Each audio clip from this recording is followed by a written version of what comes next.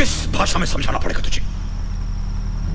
हम मरे हुए को दफनाते हैं। ये 2026 की फर्स्ट ज़ॉम्बी हॉरर कहानी है और शायद वन ऑफ द बेस्ट है भी। शायद इसलिए क्योंकि इस कहानी में भी काफी दम कम है वन ऑफ द बेस्ट बनने के लिए। जब तक ये नहीं देख लेते तब तक इसे ही वन ऑफ द बेस्ट मानते हैं। ये पटकथा आपको night of the living dead के ज़ॉम्बी याद दिला देगी और एकांकी शुरू से शुरू होती है कि जब कोई मर कर ज़ॉम्बी बनता है तो वो ज़ॉम्बी बनने के शुरुआती चरण में कैसा बिहेव करता है। ये वीडियो उस सवाल का जवाब भी देता है कि मरने के बाद मरकर जिंदा हुए लोग यानी कि ज़ॉम्बीज़ के दांत भैंस इतने मजबूत कैसे हो जाते हैं कि खोपड़ी तक को फाड़ देते हैं। और हाँ, क्या तुम बेबी का ज़ॉम्बी देखना चाहते हो?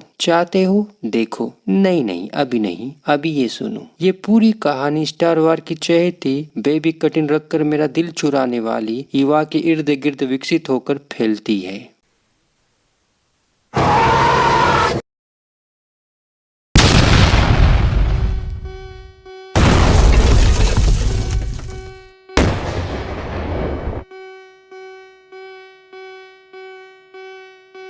मिलिट्री डिजास्टर ने पूरे तस्मानिया आइलैंड को मौतों का आइलैंड बना दिया है। इस आपदा से मरने वालों की संख्या 5 लाख है और पूरा होबार्ट शहर बर्बाद हो चुका है, जल रहा है। लेकिन भाइयों बहनों, हमारी सरकार ने इस आपदा को अवसर में बदलकर आपके लिए पुण्य कमाओ योजना लेकर आई है। इस योजना से इस आपदा में मरे हुए के परिजनों को लाभ होगा, जिनको तस्मानिया आइलैंड जाकर अपने मृतकों की पहचान करनी होगी। आने जाने का, खाने पीने का, रहने का सारा खर्च सरकार उठाएगी। इस योजना के तहत सरकार अपील करती है स्वयं सेवक बनकर यहाँ आए और हमारी मदद लाशों को ढूंढने में करे और पुण्य कमाए। बाकी लाशों को तो हम ही दफनाएंगे। और हाँ, ये योजना नेताओं के गरीब बच्चों के लिए नहीं है। वाह, अपील काम कर गई। इतने सारे लोग पुण्य कमाओ योजना के तहत तस्मानिया आए हैं। अच्छा है, पर हमारा प्रमुख किरदार कहाँ है? ये रही एलिसा हेली जो अपने पति मिचेल स्टार को ढूंढने आई है। गलत बोल रहा है। ओके, ईवा जो अपने पति मिच को ढूंढने आई है। सही बोला। My husband.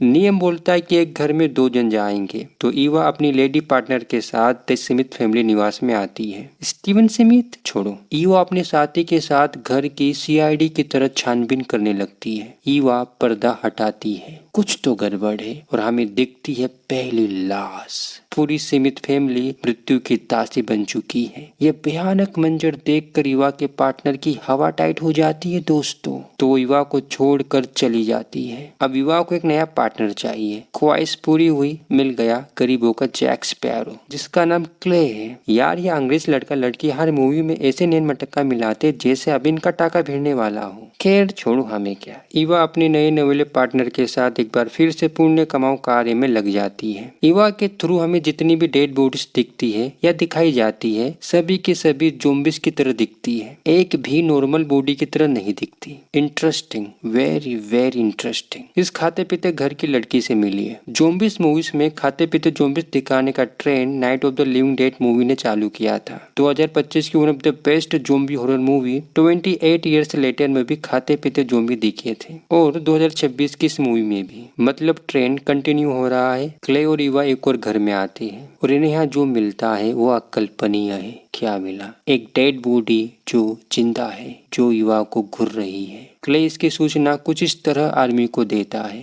आर्मी आकर उस एलाइव डेड मैन को फिर से मार देती है। जो लोग वापिस आ जाते हैं, आर्मी उन्हें दोबारा से वापिस मार देती है। ये आत्मा को झंझोड़ देने वाला दृश्य देखो, जहाँ ट्रक भर कर लाशों को दफनाया जा रहा है। हम लाशों को दफनाते हैं, कहानी का नाम है। पर ईवा यहाँ कोई पुण्य कमाने तो नहीं आई, वो अपने पति को ढूंढने आई है और वो ढूंढेगी।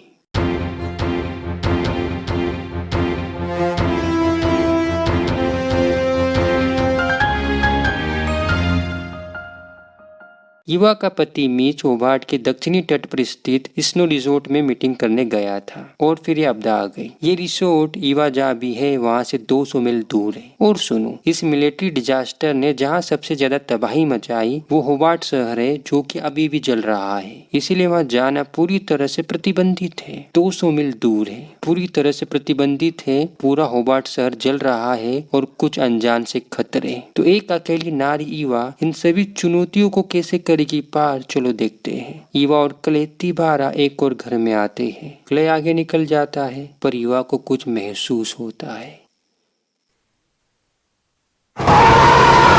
ये ईवा का सपना है। सपना खत्म, आप वास्तविकता में आते हैं। ये दोनों एक ऑटो गराज में आते हैं और यहाँ पता चलता है कि क्ले एक बाइक राइडर है। समझ रहे हो, राइडर है राइडर। ईवा देखती है कि पूरी बाइक राइडर टीम निपट चुकी है। इस लड़की पर निगाहें रखना, मेरा थंबनेल है। अच्छा, तो क्ले नशेड़ी भी है। वेल, ईवा यहाँ पर अपना पूरा प्लान क्ले को सुनाती है और प्लान सुनकर उसकी मदद करने के लिए रेडी हो जाता है। हाँ, भला कोई खूबसूरत लड़की को कौन मना कर सकता है। विश्वामित्र जैसे संत की न चली तो फिर हम किस खेत की मूली है। पर यह लड़की मौत को छूकर वापस आ गई। ईवा उसे देखती है। क्या वो अपने दांतों के साथ खेल रही है? तभी क्ले वहां आता है। फिर ये दोनों यहाँ से निकलने लगते हैं।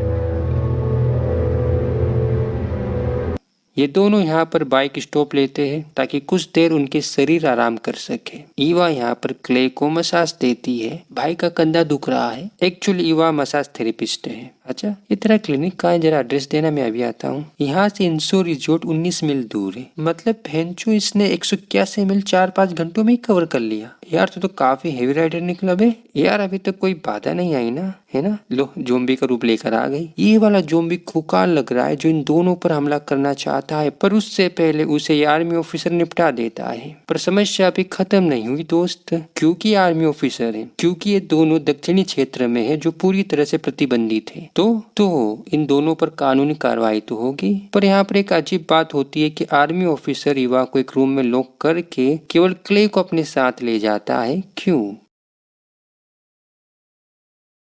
आर्मी ऑफिसर ईवा के पास आता है। वो कहता है, देखो प्रिय, तुम्हारा साथी मुझे धोखा देकर भाग गया। मैं तुम्हारी मदद कर सकता हूँ, पर तुम्हें मुझे वादा करना होगा कि तुम मुझे धोखा नहीं दोगी। अब ईवा के पास कोई दूसरा ऑप्शन नहीं है और वो मान जाती है। ये ऑफिसर शादीशुदा है। ये देखकर ईवा को थोड़ा अच्छा लगता है। आर्मी अधिकारी उसे अपने घर लाता है। हम खाना खाकर तुम्हारे पति को ढूंढने निकलेंगे, और किसी ने कहा है ना कि पहले पेट पूजा फिर काम दूजा, ऐसा आर्मी ऑफिसर ईवा को बताता है। ईवा की नजर उसकी वाइफ की फोटो पर है। फिर क्या था, आर्ग अपनी दुख भरी राम कहानी चालू कर देता है, जिसकी दिलचस्प बात यह है कि उसकी वाइफ केटी, जो कि 8-9 महीनों से प्रेग्नेंट थी, और केटी का पूरा परिवार केटी के साथ इस आपदा में मारा जा चुका है। तो आप कह सकते हो कि आर्ग की स्थिति भी कुछ ईवा जैसी ही है। शायद इसीलिए उसकी मदद कर रहा है ना। रियली। पर आर्ग, तुम्हारे पति को ढूंढने से पहले तुम्हें मेरे लिए कुछ करना होगा। गलत सोच रहे हो। आर्ग चाहता है कि ईवा उसकी पत्नी केती के जैसे कपड़े पहनकर तैयार होकर उसके साथ एक बार डांस करे। इसमें कोई बुराई नहीं है, है ना। डांस ही तो करना है, और मजबूरी में तो आदमी औरत कुछ भी कर सकते हैं। फिर ये डांस क्या है? ईवा आर्ग के साथ डांस करती है, लेकिन वो केती की शादी वाली अंगूठी नहीं पहनती। क्यों? क्योंकि इसके लिए उसे अपनी शादी की अंगूठी निकालनी होगी, और ये बात ईवा को मंजूर नहीं। पर आर्ग उस पर दबाव डालने लगता है, तो ईवा गुस्से में आकर उस पर हमला करके खुद को एक रूम में बंद कर लेती है, जहाँ ईवा को केती की डेड बॉडी मिलती है। इसका मतलब आर्ग थोड़ा साइको है, क्योंकि वो ईवा में केती की परछाई और अपने बच्चे की माँ देख रहा है। आर्ग को लगता है कि उसका बच्चा जिंदा है, वो कभी भी बाहर आ सकता है, इसीलिए वो ईवा को अपने बच्चे की माँ बनाना चाहता है। पर ईवा नहीं बनना चाहती। वो यहाँ से भागने लगती है। भागते भागते उसे आर्ग की गाड़ी दिखती है, तो गाड़ी की चाबी लेने जो कि यहाँ रखी है दोबारा घर में आती है। पर तभी आर्ग आ जाता है, तो तुरंत ईवा भागकर स्टोर रूम में आती है, और हमें यहाँ आर्ग के बारे में एक और चीज मालूम पड़ती है। क्या? कि आर्ग ने कई सारे जिंदा ज़ॉम्बीज़ को चेन से बांध कर रखा है। शायद वो उन पर रिसर्च कर रहा है केटी के लिए। यहाँ देख सकते हो ईवा यहाँ पर एक दाव खेलती है। वो केटी बनकर आर्ग के सामने आती है और केटी की तरफ बातें करने लगती है। पर आर्ग इतना भी बेवकूफ नहीं है कि वो केटी और ईवा में अंतर न कर पाए। लेकिन ईवा ने इसकी भी तैयारी कर रखी है। उसने यहीं से केची उठा ली थी, और ईवा अपने जीवन में पहली बार किसी की हत्या करती है, वो भी आर्मी अधिकारी की। औरत का चक्कर। ईवा वहां से जाने लगती है, लेकिन केटी जिंदा है। तो क्या आर्ग सही था अपने बच्चे के बारे में? पता चल जाएगा। सुबह होती है। अब ईवा को यहाँ से पैदल ही आगे बढ़ना होगा।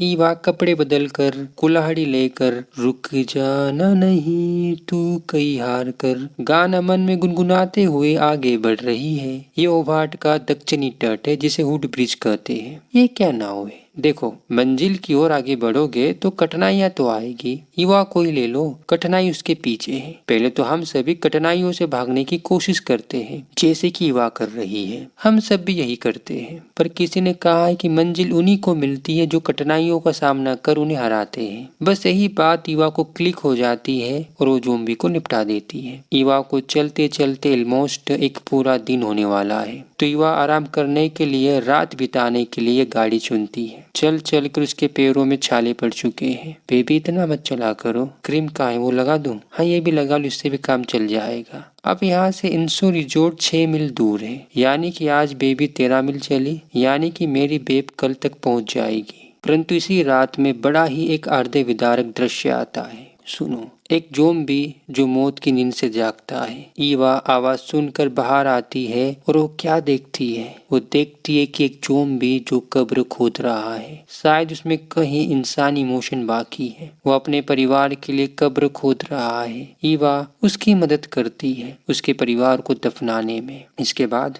कभी कभार दूसरों की अच्छाई के लिए खुद को तकलीफ देनी पड़ती है। ईवा यही करती है। ईवा उस ज़ॉम्बी को उसकी छाप पर उसे मार देती है और उसे उसके परिवार के साथ दफना देती है। इतने अच्छे पुण्य किए मेरी ईवा ने, तो फल भी अच्छे ही मिलेंगे। और आखिरकार मेरी ईवा को भी अपनी मंजिल दिख जाती है। वो इंसो रिजोर्ट आ चुकी है। रिजोर्ट के सभी लोग मौत की छाया में सोए हैं, पर रिजोर्ट की रिसेप्शनिस्ट मौत की छाया से उठ चुकी है। लेकिन मिच कहीं नहीं दिख रहा। Please do not disturb. मिल गया, मिच मिल गया। अब कोर्स वो मर चुका है। ये बात ईवा को भी पता थी। शायद उसे उम्मीद थी कि मिच दोबारा जाग जाए, पर ईवा को यहाँ एक और बात पता चलती कि मिच का किसी लड़की के साथ अफेयर चल रहा था। जी हाँ, परंतु हालात ऐसे बन चुके कि आप इतनी बड़ी गलती के लिए भी सामने वाले पर गुस्सा नहीं कर सकते, बल्कि आपको उसके लिए रोना पड़ेगा। ईवा यही कर रही है। क्ले ये जिंदा है? नहीं, मुझे लगा कि आर्ग ने इसे मार दिया। एक्चुअली क्ले अपनी पत्नी और डॉटर के लिए यहाँ आया है। मतलब ये दोनों भी मर चुके हैं। नहीं, वो दोनों तो जिंदा है। क्ले उन्हें दिखाना चाहता है कि मैं बदल चुका हूँ। आप मैं दूसरों के बारे में सोचता हूँ, इसीलिए वो तास्मान यहाँ मदद करने आया है, ताकि अपनी पत्नी और पुत्री को दिखा सके कि मैं बदल गया, कि तुम मुझे एक्सेप्ट कर लो। लेकिन फिर भी उसकी वाइफ उसे एक्सेप्ट नहीं करती।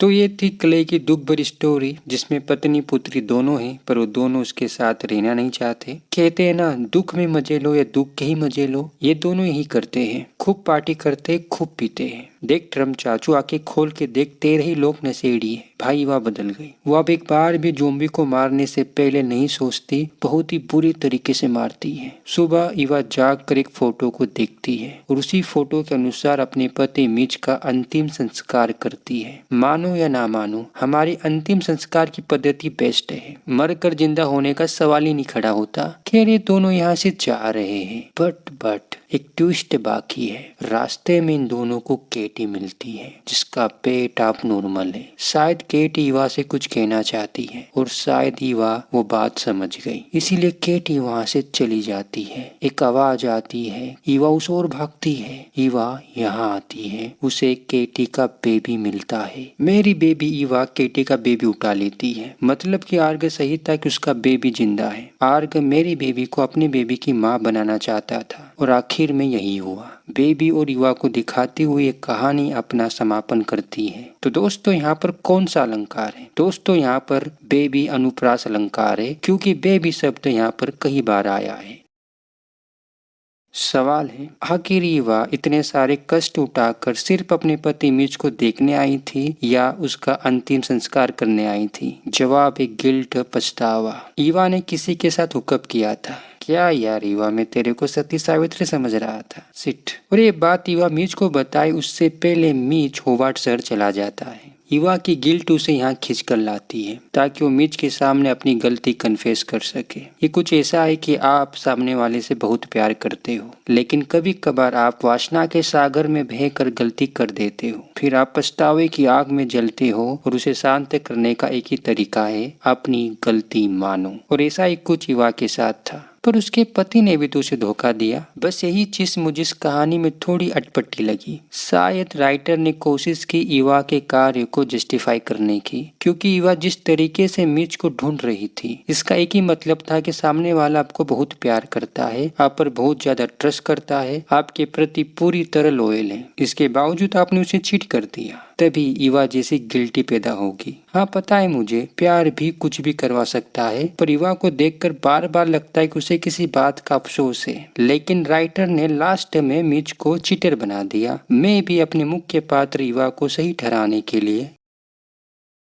मिच और ईवा का एक सपना था, स्पेशली ईवा का। वो माँ बनना चाहती थी, पर मिच से काम नहीं बन रहा था। तो क्या इसीलिए उसने हुकअप किया? हो भी सकता है और नहीं भी, पर इम्पोर्टेंट बात यह है कि वो माँ बनना चाहती थी। इसके लिए वो IVF भी कराना चाहती थी, लेकिन मिच मना कर देता है। वो थोड़ा टाइम मांगता है, फिर इसके बाद वो निपट जाता है। इसके बाद ईवा को आर्ग मिलता है, जिसे ईवा में अपनी पत्नी और स्पेशली अपने बच्चे की माँ दिखती है। अल्टीमेटली आर्ग और ईवा इन दोनों के सपने पूरे हो जाते हैं। आर्ग केटी का बच्चा शायद ईवा को एक नया जीवन टारगेट दे। बस कुछ ही मिनटों में पूरा का पूरा आइलैंड शमशान घाट बन गया। अब इतने सारे लोग मरे कैसे? कहानी में बताया गया कि मिलिट्री डिजास्टर से एक बहुत बड़ा आग का गोला बना, जिसके कारण इलेक्ट्रोमैग्नेटिक पल्स बनी, जिन्होंने दिमाग के नर्व सिस्टम पर अटैक करके नर्व सिस्टम को नष्ट कर दिया, जिसके कारण लोग जहाँ थे जो कर रहे थे वैसे के वैसे ही सब मर गए। और ये पूरी प्रोसेस होने में केवल कुछ सेकेंड ही लगते हैं, जिससे एक थ्योरी ये बनती है कि जिन लोगों का नर्व सिस्टम पूरी तरह से नष्ट नहीं हुआ वही दोबारा जीवन में वापिस आ रहे हैं। ये मेरी थ्योरी है। Night of the living dead आई थी ना, उसमें भी कुछ ऐसा ही कंसेप्ट था, पर उसमें थोड़ी थोड़ी बात होती है और ये मूवी खुलकर करती है। सोचो अगर आपदा उस वक्त आती जब मिच इस लड़की के साथ पलंग तोड़ कार्यक्रम में व्यस्त होता और फिर इसके बाद ईवा उसके रूम में आती, तो क्या मजेदार सीन होता, तुम सोच सकते हो। वेले कहानी अर्ली ज़ॉम्बी बिहेव पर फोकस करती है। जब पहली बार कोई इंसान मरकर ज़ॉम्बी बनता है तो कैसा फील करता है? पहले आंखें खोलता है, फिर खड़ा होता है, फिर चीजों को घूरने लगता है जैसे वो किसी चीज को पहली बार देख रहा हो। इसके बाद वो अपने दांतों को चालू करने की कोशिश करता है। महत्वपूर्ण बात यह है कि मरने के बाद उनके दांत काफी ताकतवर बन जाते हैं। में भी शरीर की सारी एनर्जी दांतों में आ जाती है, क्योंकि ज़ॉम्बी दांतों से तो हमला करते हैं। फिर इसके बाद चलना शुरू करते हैं। वो जितना तेज चलते हैं उतने ही खूंखार बनते चले जाते हैं। क्यों? क्योंकि चलने से उनकी एनर्जी घटती है, भूख बढ़ती है, और जैसे ही भूख बढ़ती है तो इनकी खाने की इच्छा प्रबल हो जाती है। फिर वो जिंदा लोगों पर खाने के लिए हमला करते हैं। इसीलिए इस मूवी के ज़ॉम्बीज़ कुछ एक को छोड़कर काफी शांत होते हैं, क्योंकि वो ज़ॉम्बी बनने के शुरुआती चरण में है। अगर हम बेबी की बात करें, मेरी बेबी की नहीं, केटी की बेबी की, तो 28 ईयर्स लेटर में भी कुछ ऐसा ही हुआ था। धीरे धीरे बेबी ज़ॉम्बी का फैटी ज़ॉम्बी की तरह ज़ॉम्बीज़ मूवीज में ट्रेंड बनता जा रहा है, जो कि अच्छी बात है, जिसकी शुरुआत में भी 28 ईयर्स लेटर नहीं की थी। लिंक नीचे डिस्क्रिप्शन बॉक्स में मिल जाएगी। अब उनका काम कैसा लगा प्लीज कमेंट करें। चैनल को सब्सक्राइब कर MH छेठ परिवार का सदस्य बने। अभी के लिए बाय बाय।